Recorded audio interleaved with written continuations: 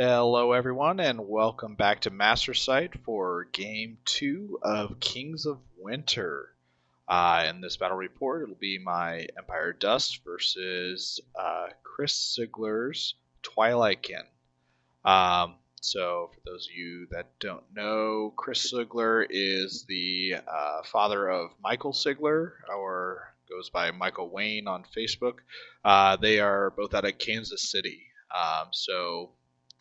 We have grown close, and we call him now Papa Sigler. So that's how I'll be referring to him for the rest of the video. Papa Sigler here is not necessarily new to Kings of War, but doesn't have too many events under his belt yet. So he is learning and is quite good and understands his Twilight army very well, but he still hasn't experienced all the other Kings of War armies. So I would say, still some fresh blood, but this is his second or third tournament.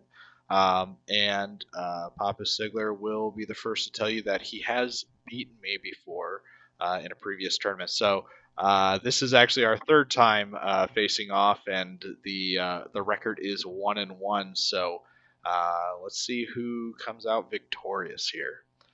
So getting into Papa Sigler's list in his Twi'leken, he's got 2 regiments of Impalers. He then has 3 regiments of the Twi'leken Gladestalkers. He has 3 regiments of Butchers. He has a regiment of Abyssal Horsemen with the J Boots. He has 2 Shadowhawks. A Summoner Crone with the Boots of Levitation, and comes with the Drain Life 6. Lothiel Bleakheart, as you do. And then a Soulbane on Dreadfiend with the Blade of Slashing. So again, that rounds him out to the 2,400 points. And then he also took the Drakon for the tournament special character. So this is a picture of Papa Sigler here, and yeah, let's get into the game. So for this game, when I rolled up my 2 dice, I got option of Spell Ward or Wild Charge, and when I'm casting spells on my units more than my opponent's casting spells on them, I chose Wild Charge +1. This is the terrain. So underneath here, there's a piece of flat difficult. Off to the top right, it's flat difficult. We also have determined these will be the sides as well, so I'll be on the bottom. We got a hill top middle, hill bottom middle, obstacle jetting out here and here, forest, one on the left, one on the right, and then the impassables both on the bottom left and bottom right. The scenario for this one is Occupy. Again, went over this in preview, but I'll let you guys read it if you want. Effectively, there's just going to be tokens out on the board that are worth 1 objective point, and one of them that I'll be gunning for that's worth 2. And that one is worth nothing to Papa Sigler, and then vice versa. So here is deployment and tokens. So all 3 of these in a diagonal line are worth 1. The one on the top here on the hill, that's the one I'm gunning for, that's worth 2. And the one on the bottom right is what Papa Sigler wants, that is worth 2 to him, but nothing to me. So this is what we look like before scouting and after scouting, and this would be first turn. So we'll go ahead and go here. So Papa Sigler scouted up before the game. So all 3 Gladestalkers and Lothiel are on this side. Both of these are leadership point in the forest. The 3 Butcher regiments across the center here with his other spellcaster in between, the 2 Impalers behind. Both Shadowhawks here on center right. The Drakon character here is Soulbane on Dreadfiend, and then his regiment of Abyssal Horsemen. And then kind of cut off on the right here. Didn't get a great pictures, but on the left I moved up and then I surged up. So this is my horde of skeleton warriors. My Scorchwing, not Scorchwings, scavengers. I do have my Sevic Ray, Soul Snare, the uh, Frost Giant, Spears, the Enslaved Guardians here, Mummies. Behind that is the Monolith, Shobik. I also surged up the Mummy Troop over on the right here. Really, I was just looking to kind of prevent him from getting in behind this forest and looking out, so that it would potentially prevent me from advancing the next turn as aggressively as I'd want. So, Chobik, more scavengers, the other enslaved guardians, and then on the far right I have the spears and the undead worm behind the spears, and then you can't really see it, but the Pharaoh chariot's way off to the far right. So a little bit closer here. So it was just really pushing up against this gun line, his shooting. There we go. That's a better picture. So this is after his turn, but my chariot over there. So Pop Sigler moved up to keep the line, so basically 6 inches across the board here. He puts in shooting. He determines that the Horde is his best shot because both of these have clear shots, and then this I'm getting covered because of Obstacle and the Forest. So he puts in 10 or 12 wounds, I think, in total shooting wise, but the Horde sticks. And he just advanced up a little bit everywhere else. So keeping that battle line. A little closer view. And here. Oh, I should say he also got a fireball off into them with cover. I think it did do a wound or two, got the shattering. So either way, I stuck around. So my turn 2 starts off here and then finishes here. So let's go back. So these scavengers decide we need to hit the unit on the far left because we're going in with everything else. My monster just had line of sight and was just in 12 inches. So Frost Monster went in here. Then the Horde hit here. Shobik decided these Shadow Hulks aren't really what we want to see across from us. He could probably hold up against Shadow Hulk for a few turns, but my healing supports on the left-hand side, I knew I was going to need it against the shooting, so heal and drain life over here. I don't have any other support here, so he says, well, I can charge this. Let's go ahead and get into it. And then the mummies decide we can go in here because I've pre-measured when they're actually up against it. I am just out of the front arc of this Shadow Beast or Shadow Hulk. So he is not able to get into the flank of these guys here. So what I do give him charge-wise is he can get one of them into the mummies on the hill, or both of them into this unit, but those are his only charge options with his Shadow Hulks. Yeah, so I kind of move up. I position to get an angle to be able to shoot at this unit. Yeah, so just trying to start put some wounds, start trying to break the lines where I can. Really just getting into a grind when I know that I have the better grind army. So he has some thick chaff here, but really it's really hindering and blocking up his impalers, which I also have kind of stymied onto this obstacle. So even if I break something, they're going to be hindered coming through. So a little bit closer view on the right hand side. So I just move up in such a way that he can't fit the regiment into here. I think he can fit the Lord into this, but I just use my spearmen as blockers. Um, the phalanx affects all three of these units here, so he's really hesitant about coming into them, as he should be. Um, but my goal is, if he comes in, that I should hopefully be able to try and get some surge shenanigans with the worm, or potentially even just a flat out flank, or just move past and nimble by and turn around with the chariot as well. So really looking to just get a better position over here and use these spearmen to do so. A little closer look on the left-hand flank here. So combat comes around, and these scavengers are just MVPs. So they do 3 wounds hindered, which they need 6s to hit. First off, they get 3 hits, pull out 3 wounds, and then roll an 11 for their nerve, wavering this unit, which I was, not expecting at all.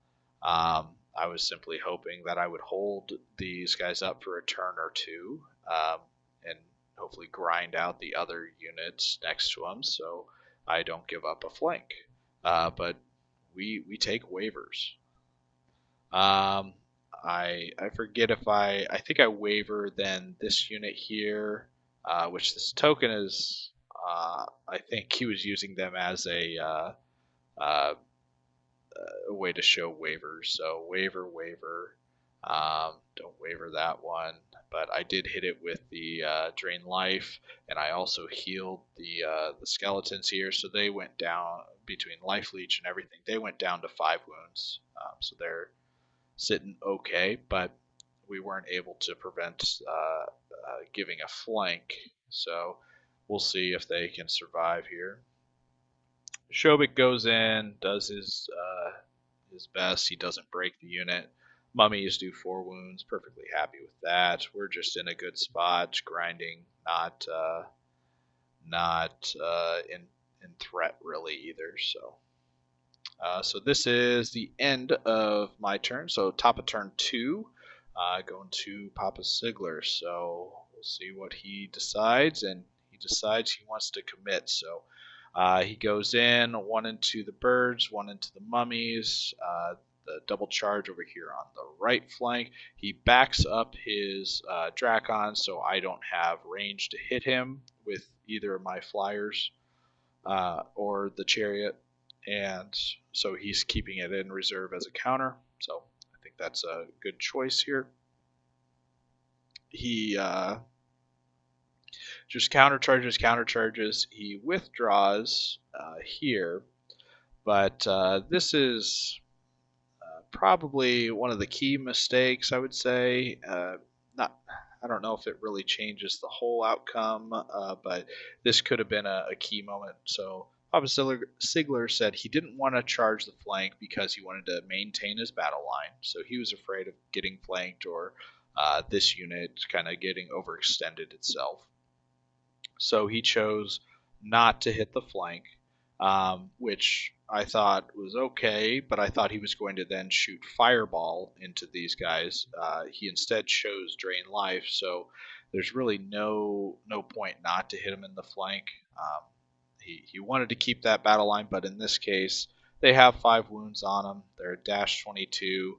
You get 18 attacks on 4s and 2s in the flank. You get a couple more from a drain life. This unit's pretty likely to die, and then that opens up a big hole here. And yeah, you expose these guys, but they should be able to kill the unit and turn and face and not get flanked. So just kind of my thought, but he chose to maintain that line. So little close-ups of how it looks on the full battle line here.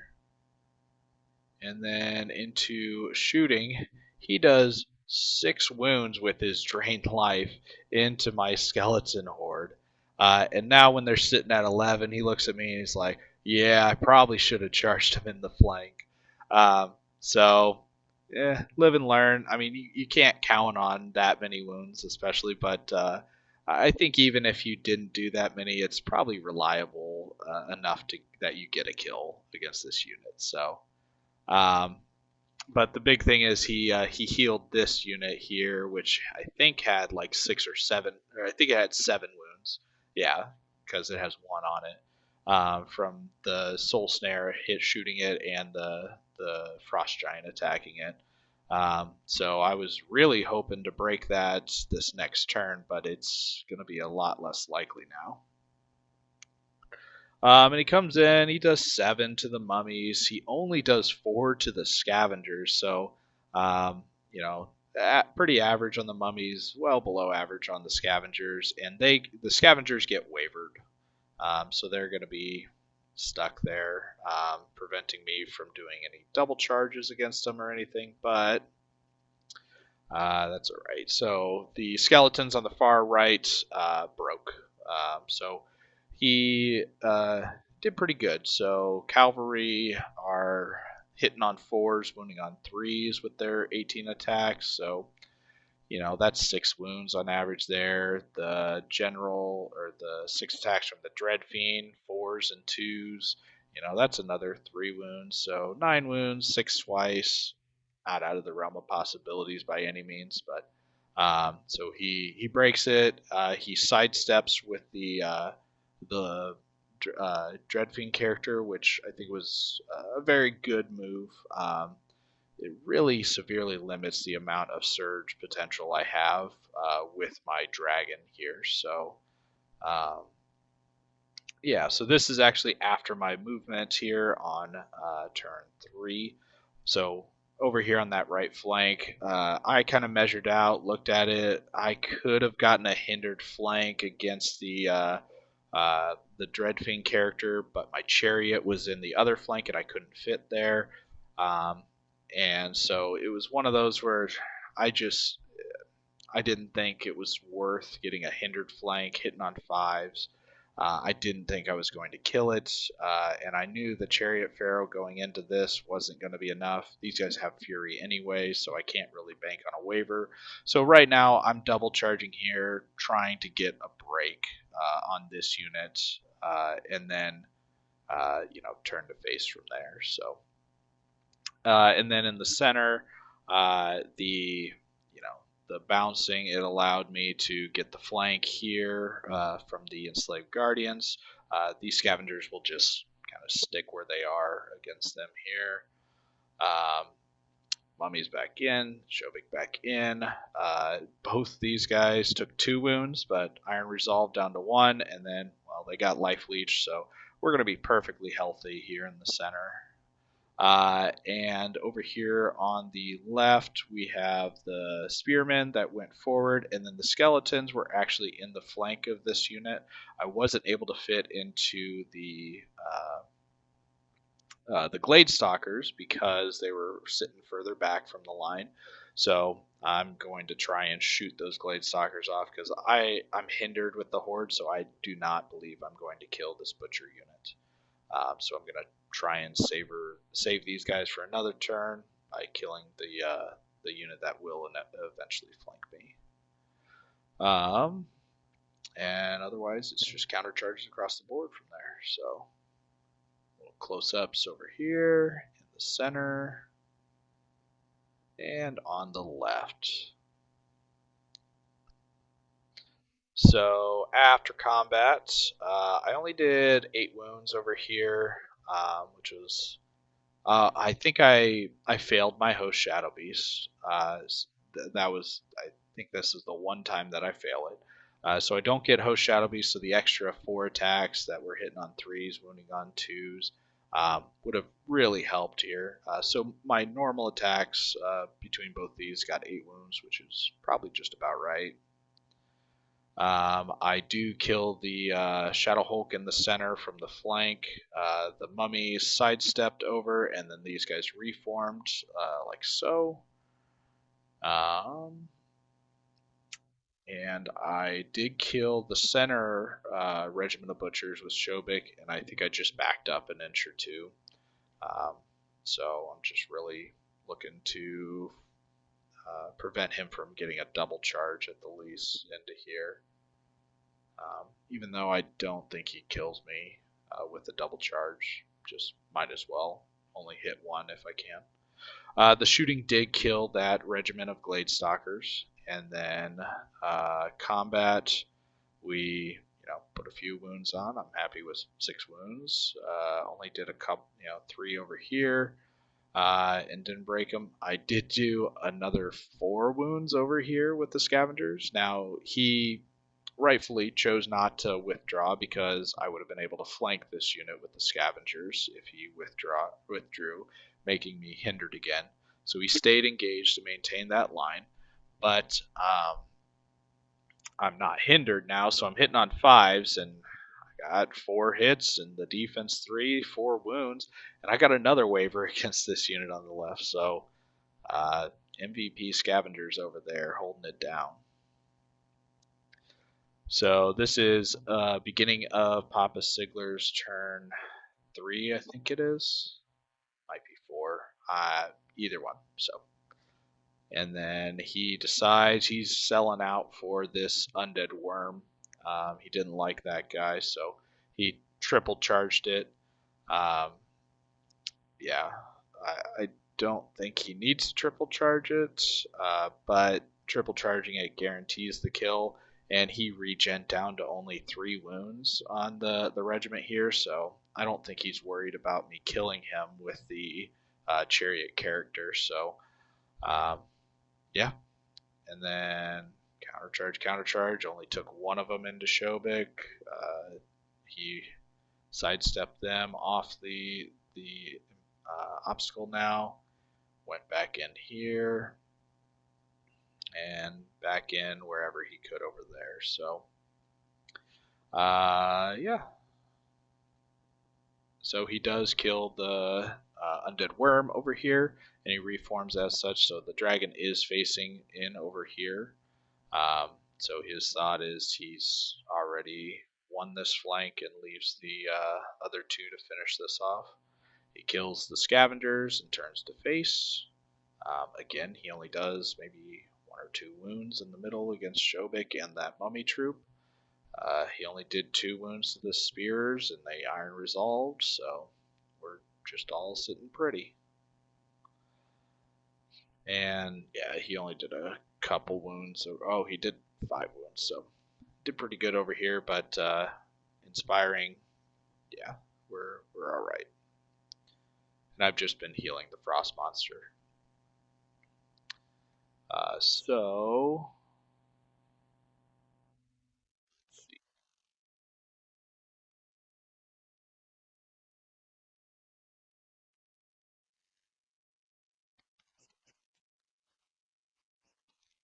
so I think I skipped a turn's worth of pictures here. So this Impaler unit here, I double charged with the this Horde and Shobik into him.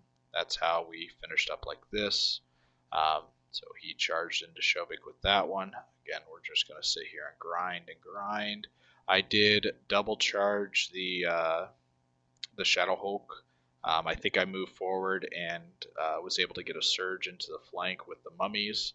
And then the front with the other horde, and then I countercharged over here. Because of the way these guys were positioned, they were here.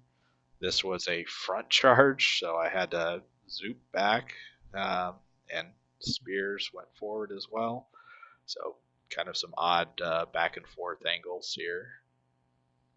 So after my turn 4 or 5, I believe, I think that was 5. The positioning looks like so. So I had backed off with my these guys after killing that unit. So again, just a really big grind. None of my units are really in danger of getting killed.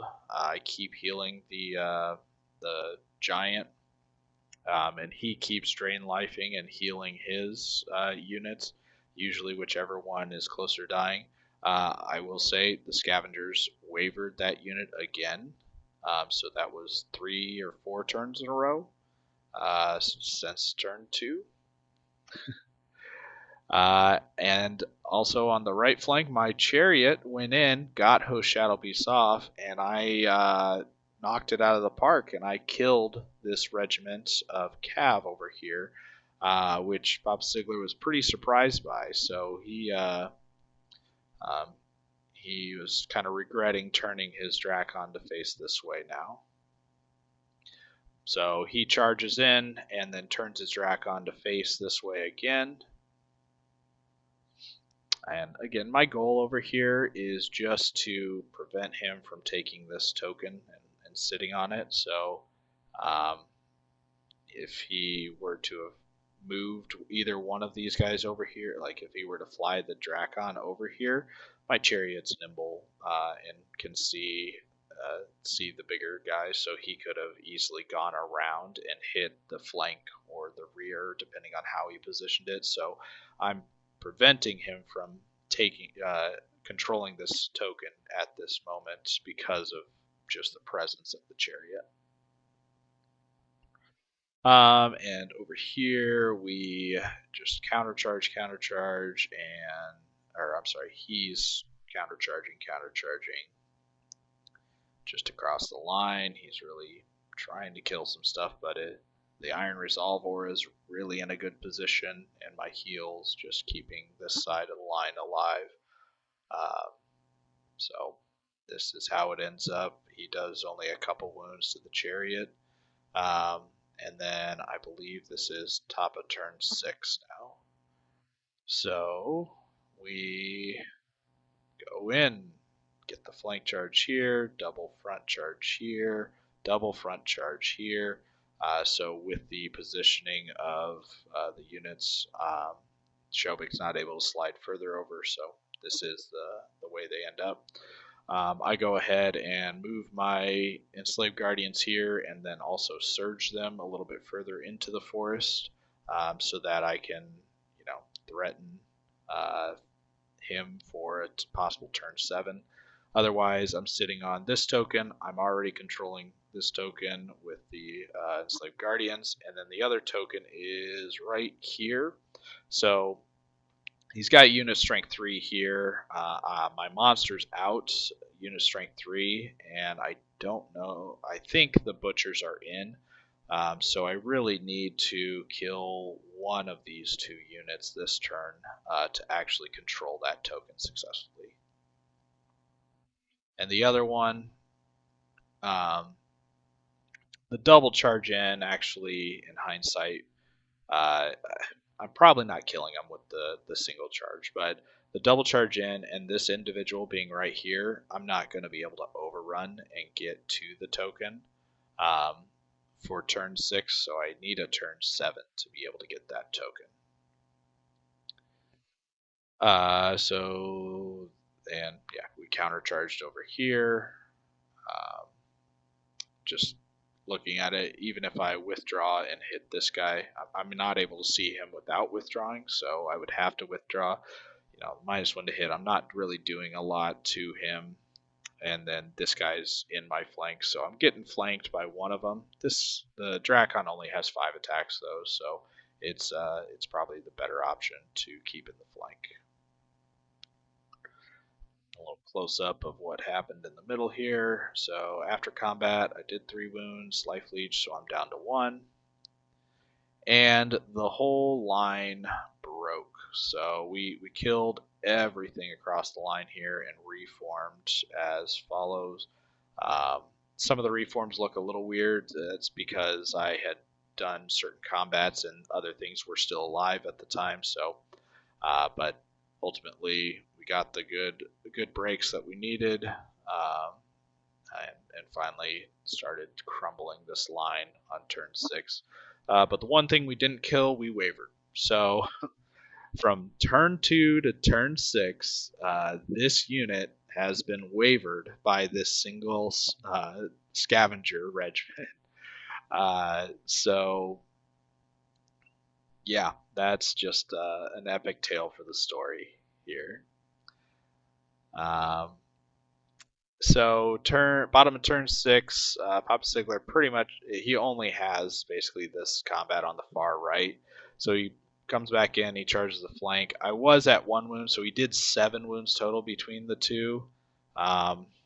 is that 10 attacks, 16 attacks, all of them hitting on threes. The Dread Fiend has elite, I guess, so and then crushing 2 for both of them. So yeah, maybe he should have done a couple more, but um, he does not break the chariot character. So roll for turn 7, and we do not get a turn 7. So this is how the game ends up. It is 3 victory points for me to 0 for Papa Sigler because he is just out here. So this ended up being a 17-4 victory with for Blackjack, and I did not get the bonus objective because his Drakon is still alive. So it is a 17-4 following my previous 19 to 19-point victory. So I am sitting pretty good right now with 2 wins, quite a few battle points. So there were 30 or 32 players, I think, at the event total. So there are plenty of other people sitting at 2-0 and around the same victory points or even higher than me. So pretty happy after game 2 here. Good showing. So we got game 3, and I hope you guys come back to check that one out. So thanks for watching, and we'll see you on the next episode.